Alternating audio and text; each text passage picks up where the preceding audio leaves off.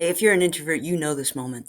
You walk into a room and your body just shrinks before you even take that next step.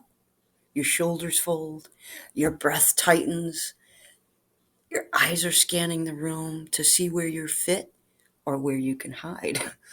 And before you even say a word, you've already made yourself shrink. So if you're a woman over 60, here's the truth. We're the new kids again. We're putting ourselves back out there, trying new hobbies, stepping into new groups, exposing ourselves to new experience in our search for relevance. This is our new chapter. And stepping into those situations can get pretty intimidating.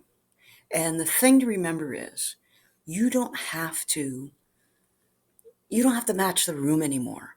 You get to choose how the room fits you. Welcome to Scrappy Stole Strategist. I'm Cindy, your Scrappy Strategist. Hey, I'm an introvert engagement leader. And 26 years ago, I decided my life had to change. I just grabbed it like a grocery bag, tipped everything out, kept the 3 kids and the dog, but I was in a community that wasn't mine. And that's when the shrinking at the door began for me. I wasted years believing belonging meant blending, till I came up with these 4 effortless steps that changed everything. So if you're ready to own your belonging, these can work for you too. So why does this happen? Shrinking's not a flaw. It's actually our nervous system responding to guard us. When you walk into a room and your body asks, am I safe here? Do I belong here? Do I need to protect myself? For introverts, excuse me, especially women, we've lived decades being polite, being agreeable, being adaptable. And shrinking becomes part of that. It becomes our body's answer. And we fold ourselves in. We dim our light and we disappear a little bit. But disappearing is not the same as belonging. And as we launch into our reinvention, as we get into our 60s and get out there with the new kids on the block, I'm going to show you how you can actually do that and be confident and present yourself in a room with just a little bit of effort. So here are 4 tactics that changed everything for me. And the promise is simple. If you do this, you'll walk into any room feeling like you belong there, feeling like you finally showed up. So the first step of the strategy is having permission to take that pause at the doorframe. This pause interrupts the collapse. It gives you a moment to choose yourself before the room chooses you. This is your reset nano moment. When you use that doorframe reset, something shifts. The room stops feeling like theirs and becomes yours, because your body stops collapsing and your mind stops scrambling and you stop disappearing and start belonging on your terms. That doesn't mean you have to be louder or you have to be different. You just need to be willing to show up and be present. So step number 2 is confidence and control. Your body needs to feel supported before your mind can feel confident. And to get that, you have to be upright, your shoulders back, and then just let that breath drop in. I restored my calm by being elementary, like math. I do this at work all the time when I have to do public speaking.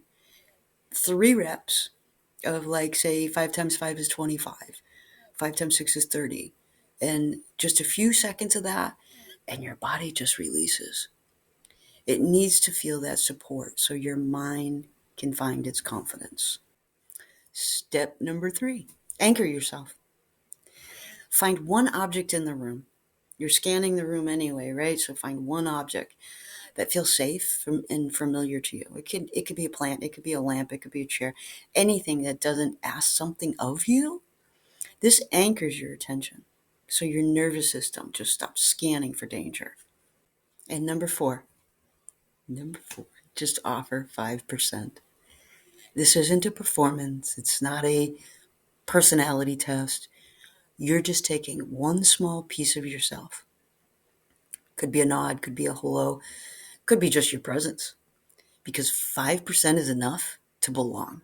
So, with these four steps, and the fourth one being that 5% rule, you don't have to escape this moment. You've already checked your guard at the door, you've established you're calm and you're grounded, and there's no need to match the energy in the room. So, now that you're confidently in the room, you can stand on the edge and offer a smile, a nod, a hello, and go ahead and teeter on the out circles of conversations. And if one of those conversations tugs at you, jump right in and offer one of those small pieces of yourself. It doesn't have to be enormous. Small does matter, and it does count. And it can resemble anything. It can be a small idea, it could be a suggestion, it could be a reference. Just small, 5%. So the 5% rule is simply this: you have gathered yourself at the door, you've stepped into the room, and you're standing on the edge, and you offer one small idea, one comment, one observation.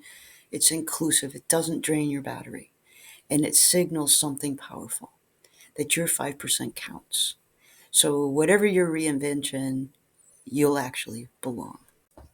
So, this week, choose one moment where you usually would shrink. Just one. Use that 5% rule.